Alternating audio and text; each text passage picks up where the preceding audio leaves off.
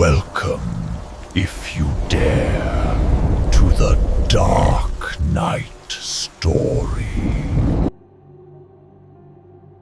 अगर कोई आत्मा सदियों से बंधी हो और उसका बंधन टूट जाए तो वो भागती नहीं है, वो किसी को चुनती है। आज की ये कहानी किसी राक्षस की नहीं है। ये कहानी है एक ऐसे ब्रह्म राक्षस की जो मरने के बाद भी अपना अंत खुद नहीं चाहता था। एक मंत्र, एक गलती और एक इंसान जो कभी रक्षक था।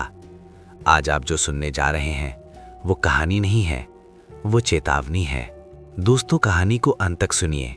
कहानी पसंद आए तो चैनल को सब्सक्राइब करें। आइए दोस्तों, कहानी को शुरुआत करते हैं। ब्रह्म राक्षस का बंधन टूटा। अगर कोई तुमसे कहे कि कोई राक्षस देवताओं के मंत्र से पैदा हुआ है तो शायद तुम हंस दोगे, लेकिन अगर वही राक्षस ये कहे कि वो राक्षस है ही नहीं तो? मध्य भारत के घने जंगलों के बीच बसा था एक छोटा सा गांव, देवपुरा। ये गांव दिन में सामान्य लगता था, लेकिन शाम होते ही यहां अजीब सा सन्नाटा उतर आता था।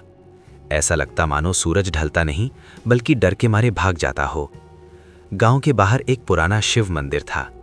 टूटी सीढ़ियां, काई जमी दीवारें और गर्भगृह के नीचे गहराई में कुछ ऐसा जिसके बारे में गांव वाले खुलकर बात नहीं करते थे। कहते थे, उस मंदिर के नीचे एक ब्रह्म राक्षस बंधा हुआ है। बुजुर्ग बताते थे कि वो कोई साधारण राक्षस नहीं था। वो कभी आचार्य देव शर्मा था, एक महान ब्राह्मण, विद्वान, तपस्वी, लेकिन ज्ञान के साथ आया घमंड। देव शर्मा अमर होना चाहता था। उसने ऐसा मंत्र चुना जो मनुष्यों के लिए नहीं था। मंत्र पूरा होने से पहले ही उसकी मृत्यु हो गई। शरीर मर गया, मंत्र अधूरा रह गया और आत्मा बन गई ब्रह्म राक्षस। गांव के पूर्वजों ने बड़ी कठिन साधना से उसे मंदिर के नीचे बांध दिया। बंधन के नियम सख्त थे। हर पीढ़ी से एक व्यक्ति मंदिर का रक्षक बनेगा, रात की पूजा करेगा और मंत्र को ठीक उसी तरह पढ़ेगा जैसे लिखा है। इस पीढ़ी का रक्षक था आदित्य। आदित्य शहर में पढ़ा लिखा था, विज्ञान पर विश्वास करता था, कहानियों पर नहीं। लेकिन पिता की मृत्यु के बाद गांव वालों ने उसे मंदिर की जिम्मेदारी सौंप दी। पहली ही रात जब वो मंदिर पहुंचा, हवा अचानक रुक गई, जंगल की आवाजें गायब हो गई और तभी उसके कान के पास एक फुसफुसाहट हुई। आदित्य। वो चौंक गया, मुड़ा। कोई नहीं, लेकिन शिवलिंग पर रखा काला रुद्राक्ष हल्का सा हिल रहा था। उसी रात उसे सपना आया। उसने देखा एक ब्राह्मण रो रहा है। मैं राक्षस नहीं हूं। मंत्र अधूरा था। अचानक सपने में मंत्र गूंजा, लेकिन एक अक्षर गलत था। आदित्य की नींद टूट गई। उसकी पीठ पर नाखूनों के निशान थे। अगले दिन वो गांव के सबसे पुराने पंडित रुद्रनाथ के पास गया। पंडित ने उसे एक पुरानी पोथी दिखाई। अगर मंत्र का एक भी अक्षर गलत हुआ, पंडित ने कहा, तो बंधन टूट जाएगा। आदित्य ने देखा, एक पन्ने पर सूखा हुआ खून लगा था और नीचे लिखा था, जिस दिन ब्रह्म राक्षस बोले उस दिन बंधन कमजोर हो चुका होगा। आदित्य का दिल बैठ गया, क्योंकि ब्रह्म राक्षस तो उससे रोज बोल रहा था। उस रात ठीक 3 बजे पूजा शुरू हुई। मंत्र गूंजने लगे, घंटियां अपने आप बजने लगीं और तभी आदित्य की जुबान लड़खड़ा गई। एक अक्षर, बस एक। सब कुछ शांत हो गया। फिर जमीन फटी, काला धुआं निकला और एक भयानक हंसी गूंजी। रुद्रनाथ जमीन पर गिर पड़े, रुद्राक्ष टूट गया और आदित्य के सामने मंदिर के द्वार पर उसका ही चेहरा खड़ा था, काली आंखों के साथ। अब तू मेरा रक्षक नहीं, आवाज आई, तू मेरा रास्ता है। यहीं उस रात का अंत नहीं हुआ, यहीं से असली शुरुआत हुई। सुबह गांव को पता चला कि पंडित रुद्रनाथ मर चुके हैं। लोगों ने कहा, दिल का दौरा। लेकिन आदित्य जानता था, उनका शरीर बस खाली हो गया था। मंदिर से एक टूटा हुआ रुद्राक्ष मिला और जमीन पर बना था एक नया चिन्ह, एक आंख। रात होते ही आदित्य को फिर आवाजें आने लगीं। इस बार मंदिर से नहीं, उसके भीतर से। आईने में वो खुद को देखता, लेकिन कभी कभी उसकी आंखें काली हो जाती। तीसरी रात वो अपने आप मंदिर की ओर चल पड़ा, जैसे कोई उसे खींच रहा हो। गर्भगृह के भीतर एक व्यक्ति बैठा था, शांत, गंभीर, थका हुआ। मैं राक्षस नहीं हूं, उसने कहा। मैं अधूरा हूं और तू मेरा आखिरी मंत्र है। आदित्य के हाथ पर वही आंख का निशान उभर आया। शिवलिंग से खून टपका, आवाज गूंजी, बंधन टूटा नहीं, बदला है। अंधेरा छा गया और सवाल रह गया, क्या ब्रह्म राक्षस मुक्त हुआ है या अब वही आदित्य है? मंदिर में अंधेरा था, लेकिन आदित्य की आंखें खुली थीं। वो जमीन पर पड़ा था, शरीर भारी, सांस चल रही थी पर जैसे किसी और के आदेश पर। उसके कानों में वही आवाज गूंज रही थी, शांत, गहरी, थकी हुई। अब मत डर, डर का काम खत्म हो चुका है। आदित्य उठ बैठा। मंदिर वैसा नहीं था जैसा वो जानता था। दीवारों पर उकेरे मंत्र बदल चुके थे, कुछ शब्द गायब थे, कुछ नए जुड़ चुके थे, और बीच में बैठा था वही ब्राह्मण, आचार्य देव शर्मा। लेकिन अब उसके चेहरे पर कोई क्रोध नहीं था, सिर्फ पश्चाताप। मैंने अमर होने की चाह में देवताओं के नियम तोड़े और दंड मिला, अधूरा रह जाना। आदित्य ने कांपती आवाज में पूछा, तो पंडित रुद्रनाथ? देव शर्मा ने आंखें झुका ली। वो बंधन का आखिरी प्रहरी था, उसके बिना बंधन टूटना तय था। आदित्य पीछे हटना चाहता था, लेकिन पैर हिले नहीं। तू भाग नहीं सकता, देव शर्मा बोला, क्योंकि अब तू भी मंत्र का हिस्सा है। उसके शब्दों के साथ ही आदित्य के हथेली पर बनी आंख जलने लगी। दर्द असहनीय था। उसी समय मंदिर के बाहर हलचल हुई। गांव वाले मशाले लेकर आ चुके थे। उन्हें अब सब समझ आ गया था। आज इसे खत्म करना होगा, किसी ने चिल्लाकर कहा। मंदिर का दरवाजा टूट गया। मशालों की रोशनी में आदित्य खड़ा था, लेकिन उसकी परछाई अलग दिशा में गिर रही थी। लोग डर के मारे पीछे हट गए। ये आदित्य नहीं है, किसी ने फुसफुसाकर कहा। देव शर्मा आगे बढ़ा। अगर मुझे पूरी मुक्ति चाहिए, उसने कहा, तो मुझे किसी और को ब्रह्म राक्षस बनाना होगा। आदित्य की आंखों से आंसू बहने लगे। तो फिर मुझे ही क्यों?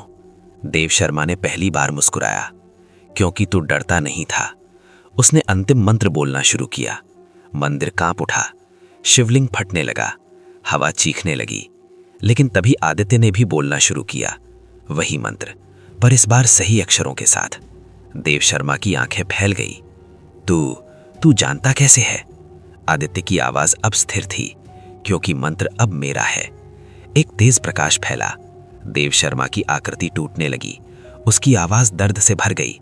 रुको, अगर मैंने मुक्ति नहीं पाई तो किसी और को बंधन नहीं बनाऊंगा, आदित्य बोला। मंत्र पूरा हुआ, सन्नाटा छा गया। जब होश आया, मंदिर शांत था, देव शर्मा गायब था, शिवलिंग फिर से पूरा था। गांव वाले बाहर खड़े थे। आदित्य जिंदा था, लेकिन उसके हाथ की आंख का निशान मिटा नहीं था। रात को जब वो अकेला था, आईने में उसने खुद को देखा। उसकी आंखें सामान्य थीं, लेकिन पीछे परछाई थोड़ी देर से हिली और एक धीमी आवाज आई, बंधन खत्म हुआ, पर कहानी नहीं। अंधेरा गहराया, क्योंकि कुछ मंत्र कभी पूरी तरह समाप्त नहीं होते। मंदिर के शांत होने के बाद भी आदित्य को नींद नहीं आई। रात गहरी थी, लेकिन उसके भीतर कुछ जाग रहा था।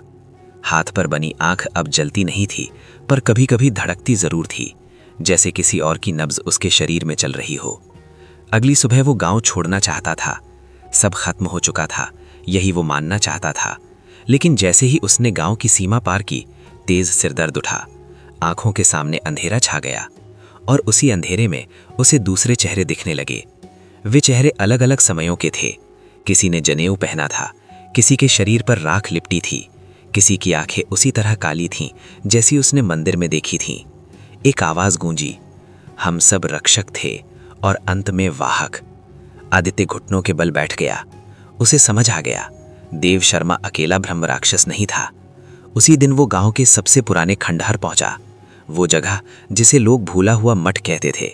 दीवारों पर जमी धूल हटाते ही उसे शिलालेख मिले। लिखा था, जो ब्रह्म राक्षस कहलाए वे सब एक जैसे नहीं होते। कुछ दंडित होते हैं, कुछ चुने जाते हैं। आदित्य का गला सूख गया। नीचे लिखा था, बंधन तोड़ने वाला नहीं, बंधन संभालने वाला असली उत्तराधिकारी होता है। रात को फिर सपना आया।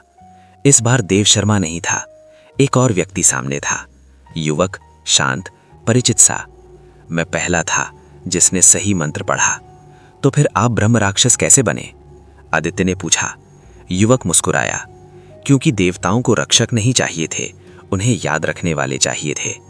सपने के अंत में आदित्य ने देखा, हर रक्षक की मृत्यु अधूरी थी। कोई जल गया, कोई पागल हो गया, कोई गायब हो गया, और हर बार अगला रक्षक उसी जगह खड़ा था जहां वो खड़ा है। सुबह मंदिर के पीछे की जमीन अपने आप धंस गई। नीचे से निकली एक और सुरंग। आदित्य भीतर उतरा। दीवारों पर उकेरे नाम उसके दिल को चीरते चले जा रहे थे।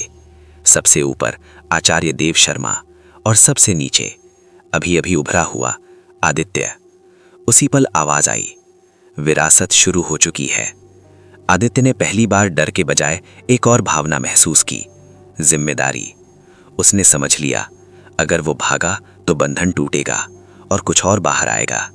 अगर वो रुका तो वो इंसान नहीं रहेगा। आखिरी पंक्ति दीवार पर अपने आप उभरी, अंत तेरे हाथ में है, पर कीमत तू ही चुकाएगा। आदित्य ने आंखें बंद की और उसी क्षण उसकी परछाई उससे पहले चल पड़ी। क्या वो विरासत स्वीकार करेगा या अंतिम एपिसोड में सब खत्म कर देगा? सूरज उगा, लेकिन देवपुरा में रोशनी नहीं आई। आदित्य मंदिर के गर्भगृह में अकेला खड़ा था। सुरंग अब खुल चुकी थी। दीवारों पर उभरे नाम हल्के हल्के धड़क रहे थे, जैसे जमीन सांस ले रही हो। हाथ पर बनी आंख अब साफ दिख रही थी। वो निशान नहीं रहा था, वो मुद्रा बन चुका था। आदित्य जान चुका था, विरासत को नकारा नहीं जा सकता, केवल रूप बदला जा सकता है। उसी पल हवा भारी हो गई।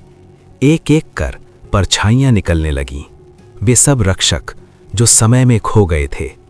देव शर्मा सबसे पीछे खड़ा था। तू वही करेगा जो हमने नहीं किया, उसने कहा, या तू भी हमें ही दोहराएगा? आदित्य ने पहली बार सिर उठाया। तुम सबने बंधन ढोया, उसने शांत स्वर में कहा। मैं उसे खत्म करूंगा। देव शर्मा हंसा। हंसी में थकान थी। बंधन खत्म नहीं होता, वो सिर्फ किसी और रूप में जीता है। आदित्य ने पोथी खोली, वही आखिरी पोथी जो सुरंग में दबी थी। उसमें लिखा था, अंतिम मंत्र कोई शब्द नहीं है, वो त्याग है। आदित्य समझ गया, बंधन को तोड़ने के लिए किसी और को बांधना नहीं, खुद को मिटाना होगा। उसने आखिरी बार गांव की ओर